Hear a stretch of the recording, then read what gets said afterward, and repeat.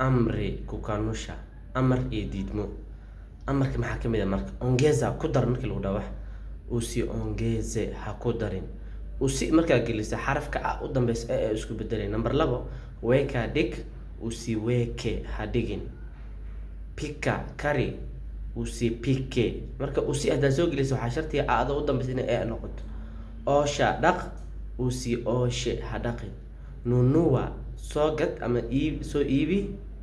usinunuwe ha soo gadin usinunuwe marka xarafka a u dambeeya ee isku noqota jumlada waa kuwan aga ku jiro sentence usipike pasta ha karinin pasta usipike pasta ha karinin usioshe nguo safi ha dhaqin dharka nadiifta ah usinunuwe karota ha soo gadin usiweke hapa halkan ha dhigin usiweke chini hoos ha dhigin usioshe na sabuni ha ku dhaqin usiongeze chumvi cusba ha ku darin usikatekate tikiti maji ha jarjarin qaraha waxaa kaloo dhigi karta usikate bas dhigi karta usikate tikiti maji ha jarin qaraha marka shuruudda waa maxay hadday meesha soo gasho aada dambe ee isku bedelaysa intaas le waa sharciga marka amar diidma laga dhiga had tusaale leta keen usileta lama dhahayo usilete ha keenin ee noqon xarafka a u dambeeyo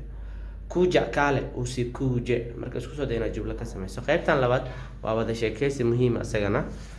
mazungumzo rahisi jumlada maxaa lahaa wada sheekaysi fudud umeweka chakula chumvi waa su'aal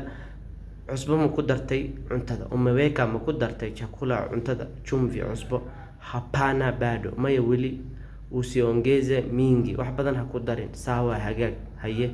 ongeza maji lita moja ku dar maji biyo ku dar 1 lita wa liter sawa nitaongeza haye waa ku dari doona maliza haraka dhaqsi dhamee halafu leta kadibna keen cuntada sawa haye